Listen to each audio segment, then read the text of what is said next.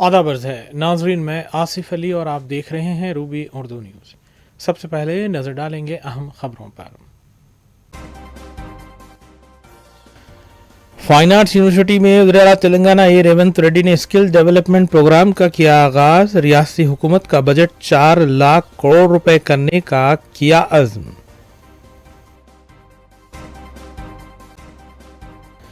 BRS कायदीन गरीबों के घरों पर चलने वाले बुलडोजर्स के सामने खड़े रहेंगे। कारगुजार सदर बीआरएस केटीआर का एहतजाजी बयान। जीएचएमसी सफाई मुलाजमीन ने तनख्वाहों में इजाफे का मुतालबा करते हुए किया एहतजाज।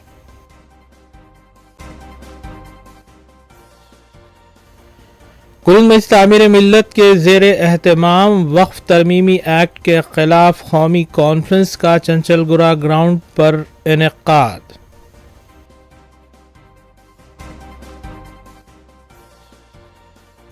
पुराना पुल पारदीवाड़ा में टास्क फोर्स का धावा। गैर कानूनी तौर पर शराब फरोख्तगी का रैकेट बेनिकाब।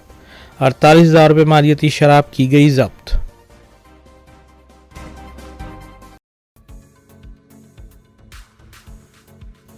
देखते हैं खबरों की तफसील।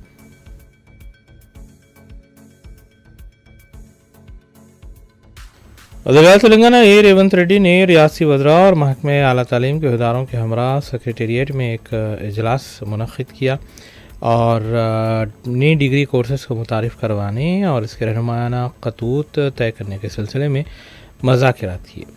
उन्होंने वाज़ेह किया कि मेरी डिग्री कोर्सेज़ का आगाज़ का अहम मकसद नौजवानों को रोज़गार से मजबूत करना है।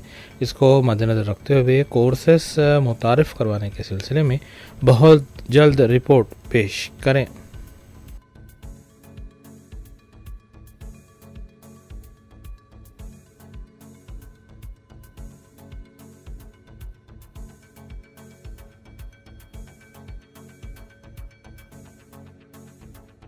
वज़ीर तेलंगाना ए रेवंत रेड्डी ने Jawaharlal Nehru architecture and fine arts university JNAFAU में बैंकिंग, मालियाती खिदमात और बीमा पर मरकूज़ एक नए स्किल प्रोग्राम का आगाज़ किया।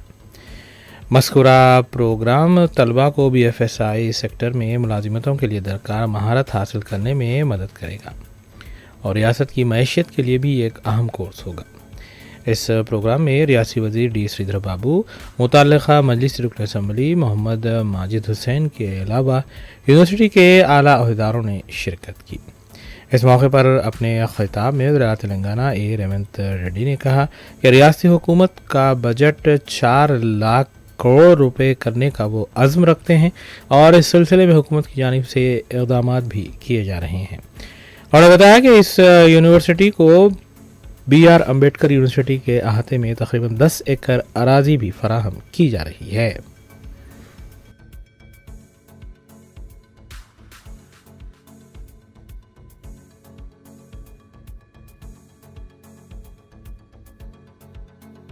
మీ నుంచి వాళ్ళు ఆశిస్తున్నది క్రమశిక్షణతో శిక్షణ పొంది ఈ శిక్షణ మీ ఉజ్వల భవిష్యత్తు ఉపయోగపడాలి।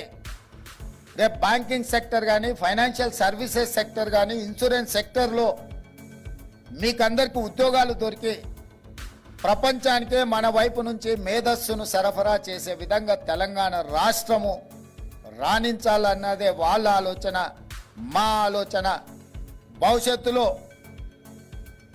డిగ్రీల విషయంలో కానీ, అదేవిధంగా ఇంజనీరింగ్ గ్రాడ్యుయేట్స్ విషయంలో కానీ వాళ్ళ నెక్స్ట్ ఇయర్ నుంచి ఇంటర్న్షిప్ కూడా ప్రవేశపెట్టాలని రాష్ట్ర ప్రభుత్వం నిర్ణయం తీసుకున్నది। దాంతో వాళ్ళు ప్రాక్టికల్గా ఎక్స్పీరియన్స్ రావడము వాళ్ళకు భవిష్యత్తులో ఉపయోగపడుతుంది। ఈరోజు మనమందరం కలిసికట్టుగా ఈ కార్యక్రమాన్ని ముందుకు తీసుకెళ్ళాలి। సోషల్ రెస్పాన్సిబిలిటీ అని అంటే సంపాదించిన దాంట్లో కొంత ఇవ్వడమే కాదు, ఒక మంచి కార్యక్రమాన్ని ముందుకు తీసుకెళ్లాలన్నప్పుడు అవేర్నెస్ ప్రోగ్రామ్ తీసుకొని అవేర్నెస్ కల్పించడం కూడా సోషల్ రెస్పాన్సిబిలిటీ అని నేను నమ్ముతున్నా। మా మిత్రులు ఫిరోజ్ ఖాన్ గారు కూడా ఇక్కడ ఉన్నారు। ఇలాంటి వాళ్ళు అవసరమైన సందర్భంలో మాట్లాడాలి। They have to come up, అంటే they have to open, they have to discuss ఒక డైరెక్షన్. ఎందుకంటే యూత్ చూస్తుంటారు లీడర్స్ని. లీడర్గా రాణించాలంటే కూడా స్కిల్ ఉండాలి. స్కిల్ అంటే సాంకేతికంగా ఏదో ఒక అంశమే కాదు, ఒక మంచి ఉపన్యాసం చెప్పడం కూడా స్కిల్లే, ఒక మంచి అంశాన్ని ప్రమోట్ చేయడం కూడా స్కిల్లే. సో ఈరోజు మీ అందరికీ నా విజ్ఞప్తి ఒకటే. నిన్నమన్న నేను వరుసగా ఈ మధ్యకాలంలో మా ప్రభుత్వం ఏర్పడ్డ తర్వాత ఒక ఆందోళనకరమైన అంశాన్ని నేను గమనించిన. తెలంగాణ యువత ఉద్యోగ ఉపాధి అవకాశాలు దొరకకపోవడం వల్ల వ్యసనాలకు బానిసలయ్యి గంజాయి డ్రగ్స్ వైపు చాలా వేగంగా ప్రయాణం చేస్తుండ్రు. దాన్ని నిలువరించడం కోసం ఒక స్పెషల్ టాస్క్ తీసుకొని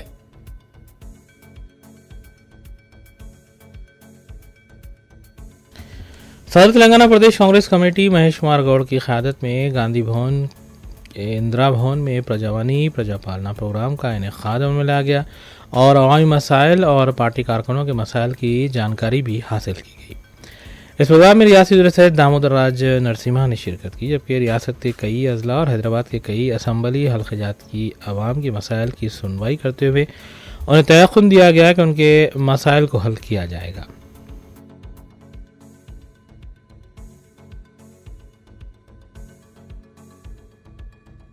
అనేకమై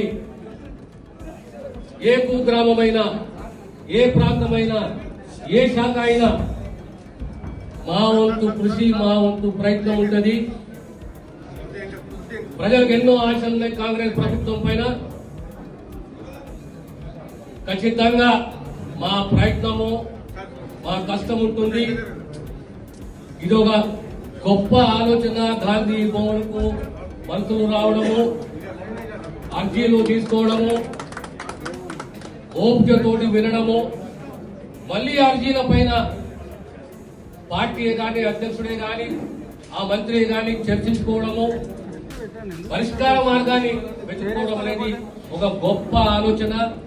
ఈ ఆలోచన మా అధ్యక్షుడు మహేష్ కుమార్ గౌడ్ గారికి ఆలోచన కలగడము, ఈ ఆలోచనను మా ముఖ్యమంత్రి గారితో పంచుకోవడము, ఇద్దరు కలిసి ఒక నిర్ణయం తీసుకోవడము, ఇది గొప్ప నిర్ణయము. ఈ నిర్ణయాన్ని స్వాగతిస్తూ ఈ ఆదేశానుసారము ఈ అర్జీలు ఈ పరిష్కారాలు ఖచ్చితంగా మా వంతు బాధ్యతగా మేము సేవలు అందిస్తామని చెప్పి మరొకసారి తెలంగాణ ప్రజలకు కాంగ్రెస్ కార్యకర్తలకు తెలియజేస్తూ మరొకసారి మా అధ్యక్షునికి హృదయపూర్వక ఇంత గొప్ప ఆలోచన కలిగినందుకు ఈ ఆలోచనని అమలు చేయమని ముఖ్యమంత్రి గారు డైరెక్ట్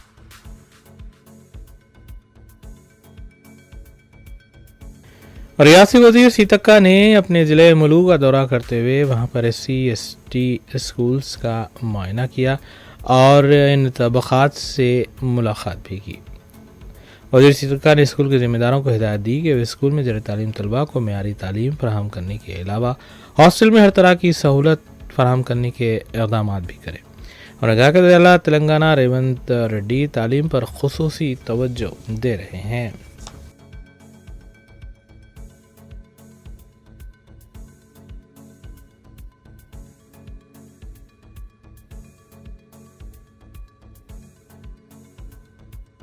12 वर्किंग प्रेसिडेंट के टी रामाराव ने कुकटपल्ली और दीगर इलाकाजात का दौरा किया। बाला मीडिया से बात करते हुए उन्होंने वज़ीर तेलंगाना रेवंत रेड्डी से मुतालबा किया कि साबिक़ हुकूमत के दौर में तामीर किए गए डबल बेडरूम मकानात मूसी रिवर प्रोजेक्ट के मुतासरीन में तकसीम करने के ऐलान पर नज़रसानी करें, क्योंकि जिन मुस्तहिक़ीन के नाम ख़ुरानंदाज़ी निकाली गई है उन कमज़ोर तबक़ात को मज़कूरा बेडरूम्स हवाले करे।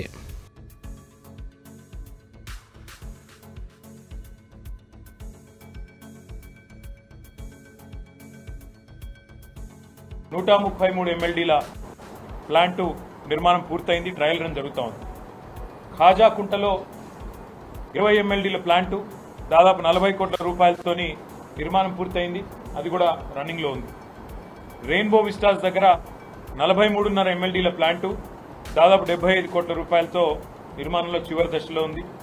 ముల్లకత్వాలో ఒక 25 MLDల ప్లాంటు దాదాపు 45 కోట్ల రూపాయలతో మరి అది కూడా చివరి దశలో ఉంది. అంటే ఒక్క కుకట్పల్లి నియోజకవర్గంలోనే ఒక్క నియోజకవర్గంలో హైదరాబాద్లో దాదాపు 350 కోట్ల దాకా సుమారుగా ఖర్చు పెట్టి ఈ ప్రాంతంలో ఉండే ప్రజల ఇక్కట్లు తీర్చడానికి కూకట్పల్లి నాలా కావచ్చు లేదా స్థానికంగా ఉండే నాలాలు కావచ్చు వాటిలోంచి వచ్చే నీరు వల్ల ప్రజల ఆరోగ్యం దెబ్బతినకూడదు. ఆ మురికి నీరు వల్ల తప్పకుండా వాటిని శుద్ధి చేయాలన్న ఉద్దేశంతో ఈరోజు ఒక్క కూకట్పల్లిలో 350 కోట్లు ఖర్చు పెడతా ఉన్నాం.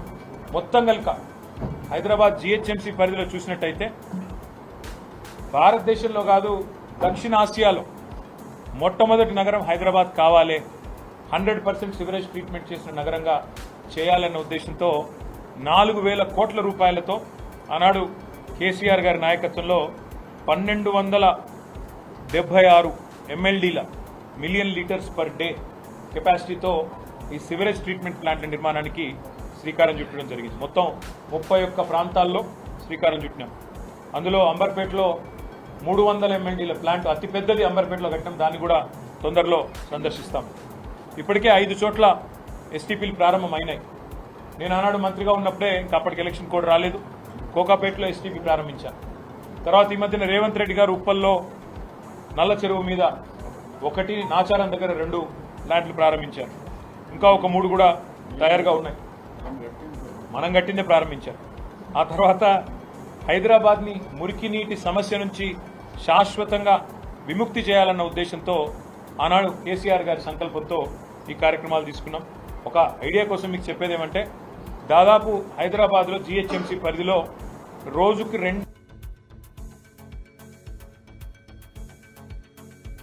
रियासी वज़ीर आपाशी उत्तम कुमार रेड्डी ने महबूबनगर में मुनक़्क़दा तक़रीब को मुखातिब करते हुए कहा कि कांग्रेस हुकूमत पालेमूर रंगारेड्डी आपाशी प्रोजेक्ट और मुत्तहदा महबूबनगर के तमाम आपाशी प्रोजेक्ट के ज़ेर इल्तवा तामीरी कामों को तकमील करेगी और 12 लाख एकड़ राजी को सैराब करने के इक़दाम भी किए जाएंगे।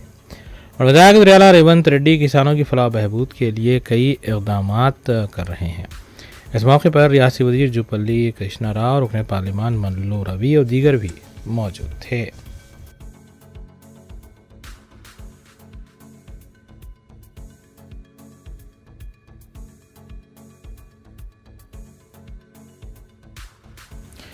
मोहम्मदन नेशनल उर्दू यूनिवर्सिटी के शोबे तरसील आमा और सहाफ़त में मोबाइल और डेटा जर्नलिज्म पर 2 रोज़ा वर्कशॉप का अहतमाम किया जा रहा है। मज़कूरा वर्कशॉप 26 और 27 सितंबर को CPDUMT ऑडिटोरियम में मुनक़्क़िद होगा।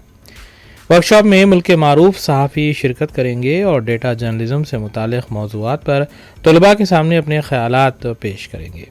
इफ्तिताही और इख्तितामी इजलास की सदारत vice chancellor university professor Syed Ainul Hasan करेंगे।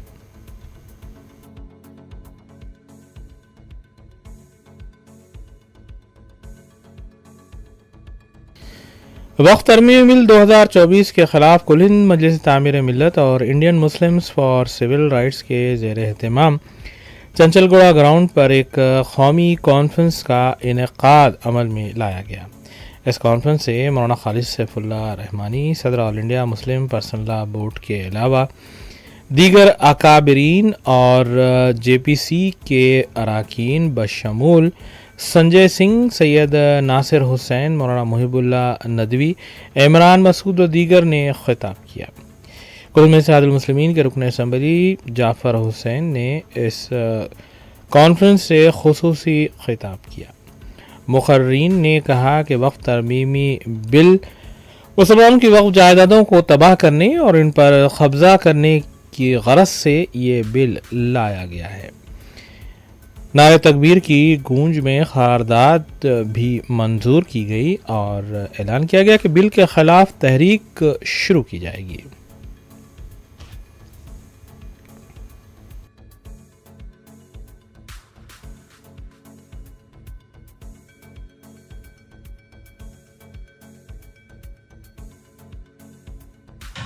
इसमें लिख दिया 5 साल का जो प्रैक्टिसिंग मुस्लिम होगा वही वक्फ कर सकता है। अब बताइए ये कैसा कानून आप लेके आ गए। दूसरी बात, वक्फ के बारे में तमाम संस्थाएं आई, उन्होंने समझाया, मुस्लिम पर्सनल लॉ बोर्ड के लोग आए, उन्होंने समझाया, हम लोगों ने भी कानून को पढ़ा। लड़ने के लिए पढ़ना पड़ता है, जरूरी है पढ़ना। आप भी पढ़िए इस बिल को, जो मौलाना साहब ने कहा, इस बिल को अक्षर सा पढ़िए, रट लीजिए क्या क्या लिखा है इसमें। तो कोई व्यक्ति अगर दान करना चाहता है, वक्फ करना चाहता है, तो वक्फ बोर्ड का इंस्पेक्टर उस जमीन की जांच करता है सबसे पहले। यह जमीन अदीब साहब की है कि नहीं है, नासिर साहब की है कि नहीं है, इमरान साहब की है कि नहीं है, और जांच करके बताता है हां यह जमीन इनकी ही है। फिर उस पर 1 साल का वक्त होता है। यह देखिए, इमरान साहब ये अपनी जमीन वक्फ करना चाहते हैं, इस पर किसी को कोई आपत्ति हो तो बताओ। लोगों से आपत्ति मांगी जाती है। जब वो पास हो जाता है तो सर्वे कमिश्नर के जरिए सरकार उसको गजट करती है और कहती है यह वक्फ की संपत्ति है, और तब वो वक्फ बोर्ड के रिकॉर्ड में दर्ज होता है। मैं गलत तो नहीं कह रहा हूं नासिर भाई, आप वक्फ बोर्ड के मेंबर रहे हो, गलत तो नहीं कह रहा हूं। तो सारी प्रक्रिया का पालन हो गया। अब कह रहे हैं फिर से आपका रजिस्ट्रेशन होगा, सारे रिकॉर्ड लेके आइए। अब कोई 100 साल पहले दान करके चला गया, कोई 200 साल पहले दान कर चला गया। बहुत सारे हिंदू राजाओं ने भी दान किया है, आज भी दे रहे हैं, क्योंकि इसमें दान करने में कोई रोक नहीं है। कोई मुसलमान भी चाहे तो मंदिर के लिए दान कर सकता है, करते भी हैं। हिंदुओं ने भी दान किया है। अब आप कहां से लेके आएंगे उनका रिकॉर्ड? 3 बार सर्वे हुआ। 95 के एक्ट में लिखा गया है हर 10 साल में वक्फ की संपत्तियों का पूरे देश में सर्वे होगा, उसका रिकॉर्ड मेंटेन किया जाएगा। तो जब रिकॉर्ड पहले से ही वक्फ बोर्ड के पास है, तो प्रधानमंत्री जी मुझे बताइए दोबारा रिकॉर्ड की क्या जरूरत है? इस संशोधन की कोई जरूरत नहीं है। यह झगड़ा लड़ाने का काम है। अब आप रिकॉर्ड नहीं दे पाओगे तो वहां पे बुलडोजर पहुंच जाएगा। ये बुलडोजर बहुत बेवफा है, इससे सावधान रहना। मुसलमान के घर में चले हिंदू खुश हो, हिंदू के घर में चले मुसलमान खुश हो, ये नहीं होना चाहिए। क्योंकि मैंने तो देखा है छतरपुर में मुसलमानों के घर में चला, नोएडा में त्यागी जी के घर चला, अयोध्या में हिंदुओं के घर पे चला, काशी कॉरिडोर के नाम पे काशी में चला, कई मंदिरों को तोड़ डाला। और इसलिए आज बहुत अच्छी बात कही मुस्लिम पर्सनल बोर्ड के अध्यक्ष ने, यह लड़ाई हमें लड़नी तो है, लेकिन यह लड़ाई कानून के दायरे में रह के लड़नी है और सबको एक साथ लेकर लड़नी है। इसलिए मैं एक विनती आप सबसे करूंगा, आज के बाद जितनी भी सभाएं हों उसमें आपकी तरफ से एक ही अपील होनी चाहिए, इस मुल्क के 144 करोड़ लोगों की जिम्मेदारी है बाबा साहब डॉक्टर भीमराव अंबेडकर के संविधान को बचाने की, भारत के कानून को बचाने की, भारत के आईन को बचाने की। और सबसे अपील कीजिए, और अदीब साहब जिस दिन आदेश दे देंगे, जो सभा आप कहेंगे मैं कराऊंगा, सिर्फ मंच पे मुसलमान होंगे, बाकी आगे सारे हिंदू और दूसरी बिरादरी के लोग बैठेंगे आपकी लड़ाई में। कोई मत सोचिएगा कि ये सिर्फ मुसलमानों की लड़ाई है। ये सबकी संपत्ति कब्जा कर लेंगे। आज मुसलमानों की करेंगे, कर गुरुद्वारा की जमीन कब्जा करेंगे, फिर मंदिरों की जमीन कब्जा करेंगे, फिर चर्चों की जमीन कब्जा करेंगे, सिखों की, ईसाइयों की, हिंदुओं की, मुसलमानों की, सबकी जमीन कब्जा करेंगे। अभी तो शुरुआत है, अगर इनको अभी नहीं रोका तो आने वाले दिनों में सभी धर्म के लोगों को चोट पहुंचाई जाएगी, उनके जमीनों पर कब्जा किया जाएगा। इसलिए इस लड़ाई को हमें बड़ा बनाना है, छोटा नहीं बनाना है। आपने सबसे मुलाकात की है और मुलाकात कीजिए, गुरुद्वारा कमेटी के लोगों से मिलिए, चर्च कमेटी के लोगों से मिलिए, मंदिरों की कमेटियों के लोगों से भी मिलिए, हिंदू संस्थाओं से भी लोगों से, उनमें भी बहुत सारे सेकुलर लोग हैं। और मैं आपको बता दूं, ये जो ऐसे नकली बहस चलाते रहते हैं ये लोग, ये वो मुल्क है जो मोहब्बत की बुनियाद पे आगे बढ़ेगा। हिंदुस्तान धर्मनिरपेक्षता को मानने वाला देश है, गांधी का देश है, गौतम बुद्ध का देश है, नानक का देश है, अशफाकुल्लाह का देश है। ये मुल्क मोहब्बत की बुनियाद पे आगे बढ़ेगा, ये नफरत की बुनियाद पे आगे नहीं बढ़ेगा। जो लोग नफरत फैलाने का काम करेंगे उनको मिलकर रोकने का काम हम सब करेंगे, एक साथ मिलकर करेंगे। ये वो मुल्क है, इस मुल्क के लोगों का क्या अकीदा है, क्या भरोसा है। आप सोचिए, मस्जिद से अल्लाह का नमाजी नमाज पढ़ के निकलता है, सीढ़ियों से उतरता है, उसके सामने लाइनों में हिंदू माएं खड़ी रहती हैं अपने बच्चों को लेके, बच्चा बीमार है, इसको फूंक देगा तो ये ठीक हो जाएगा। ये भरोसा है उसका। हम क्या कहते हैं अल्लाह को, खुदा को, रब्बुल आलमीन, पूरे आलम का रब, सिर्फ मुसलमानों का रब नहीं है।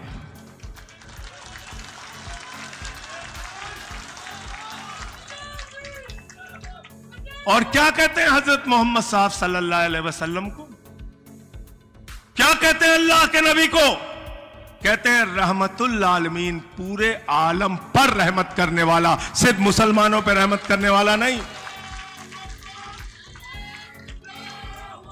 और हम जिस धर्म को मानते हैं, हिंदू धर्म, जब हम अपनी पूजा खत्म करते हैं, पहाड़ी शरीफ की मेन रोड पर कैमरे में ऐसे मनाजिर कैद हुए हैं जिन्हें देखने के बाद कफ़े अफसोस मलना भी बेकार होगा। तफसीलात के मुताबिक इस सड़क पर एक जोड़ा सरेआम गाड़ी पर किस करते हुए जा रहा है। लड़की और लड़के को इस हालत में देखते हुए राहरू परेशान हो गए। ताहम किसी ने इन मनाजिर को कैमरे में भी कैद किया।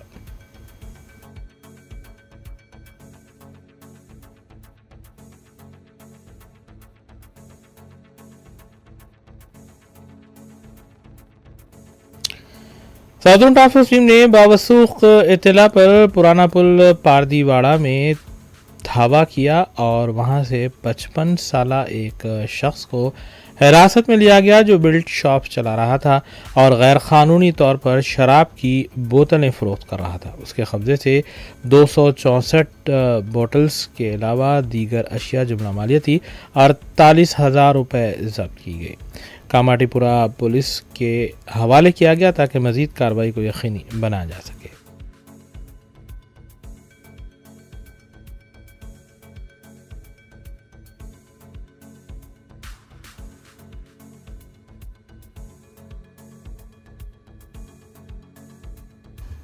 जवाहर नगर के इलाके में मुकामी अवाम ने डंपिंग यार्ड अथॉरिटी की इमारत पर हल्ला बोल दिया। तफसीलात के मुताबिक जवाहर नगर पुलिस स्टेशन के हुदूद में अमरिंदर नामी शख्स की हादसे में मौत हुई थी और मुकामी अवाम का कहना था कि डंपिंग यार्ड की वजह से अमरिंदर की जान गई है। मुश्तइल हुजुम ने मुबैना तौर पर इमारत में तोड़ फोड़ की। कुशाईगुड़ा पुलिस ने मुकाम वाक़या पहुंचकर हुजूम को काबू में किया। इस सिलसिले में तहकीकात की जा रही हैं। GHMC protest. जीएचएमसी के सफाई मुलाजिमीन ने तनख्वाहों में इजाफे का मुतालबा करते हुए एहतजाज किया। टैंक बैंड और उसके आसपास के इलाकों में खिदमत अंजाम देने वाले मुलाजिमीन का कहना था कि साबिक़ा हुकूमत के दौर में 15,000 रुपये तनख्वाह दी जाती थी, लेकिन अब 9,000 रुपये तनख्वाह दी जा रही है। एहतजाजी मुलाजिमीन ने तनख्वाहों में इजाफे का मुतालबा किया। उस्मान सागर। हैदराबाद और उसके नवाही इलाकों में मुसलसल बारिश की वजह से ज़खायर आब की सतह में भी इजाफा हो रहा है। उस्मान सागर और हिमायत सागर की सतह आब में इजाफे के पेश नज़र चाहशंबे को दोनों ज़खायर आब के 2 दरवाजे 1 फीट तक उठाए गए। मूसा नदी से इलाकों के अवाम को भी चौकस किया गया है। हैदराबाद में दोपहर और रात में बारिश की पेश क़यासी की गई है। उस्मान सागर की मुकम्मल सतह आब 1790 फीट बताई गई है, जबकि मौजूदा सतह आब 1789.95 फीट बताई गई है। इनफ्लो 400 क्यूजिक और आउटफ्लो 234 क्यूजिक्स बताया गया है। हिमायत सागर की मुकम्मल सतह आब 1763.50 फीट और मौजूदा सतह आब 1762.90 फीट है। इनफ्लो 3800 क्यूजिक बताया गया है।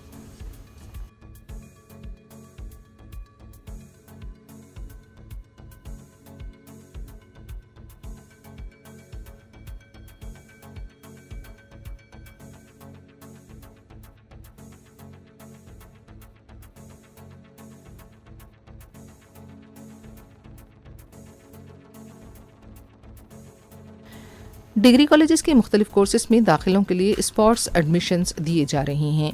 दोस्त पोर्टल पर इस सिलसिले में तफसीलात फराहम की गई हैं कि तमाम खानगी इमदादी कॉलेजेस में 25 से 27 सितंबर तक स्पॉट एडमिशन्स दिए जा रहे हैं और रॉयल डिग्री कॉलेज पंजशा में भी मुख्तलिफ कोर्सेज के लिए स्पॉट एडमिशन्स दिए जा रहे हैं।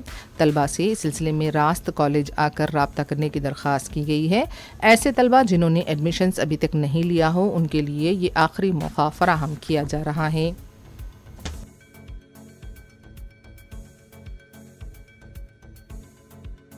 जीएचएमसी के सफाई मुलाजिमीन ने तनख्वाहों में इजाफे का मुतालबा करते हुए एहतजाज किया। टैंक बैंड और उसके आसपास के इलाकों में खिदमत अंजाम देने वाले मुलाजिमीन का कहना था कि साबिक़ा हुकूमत के दौर में 15,000 रुपये तनख्वाह दी जाती थी, लेकिन अब 9,000 रुपये तनख्वाह दी जा रही है। एहतजाजी मुलाजिमीन ने तनख्वाहों में इजाफे का मुतालबा किया।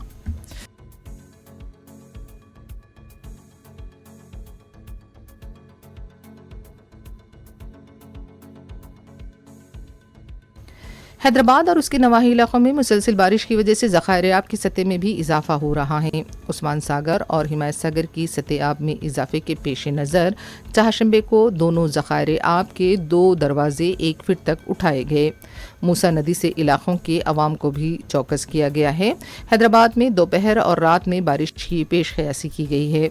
उस्मान सागर की मुकम्मल सतह आब 1790 फीट बताई गई है, जबकि मौजूदा सतह आब 1789.95 फीट बताई गई है। इनफ्लो 400 क्यूजिक और आउटफ्लो 234 क्यूजिक्स बताया गया है। हिमायत सागर की मुकम्मल सतह आब 1763.50 फीट और मौजूदा सतह आब 1762.90 फीट है। इनफ्लो 3800 क्यूजिक बताया गया है।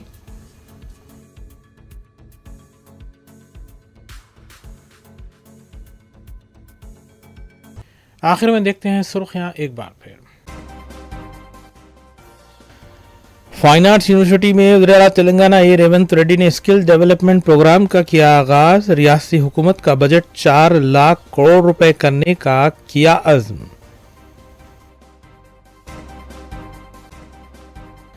बीआरएस कायदीन गरीबों के घरों पर चलने वाले बुलडोजर्स के सामने खड़े रहेंगे। कारगुजार सदर बीआरएस केटीआर का एहतजाजी बयान। जीएचएमसी सफाई मुलाजमीन ने तनख्वाहों में इजाफे का मुतालबा करते हुए किया एहतजाज।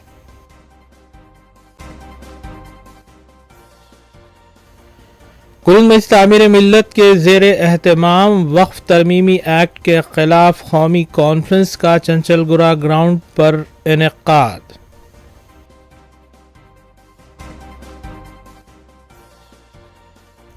पुराना पुल पारदीवाड़ा में टास्क फोर्स का धावा। गैर कानूनी तौर पर शराब फरोख्तगी का रैकेट बेनिकाब। 48,000 रुपये मालियती शराब की गई जब्त।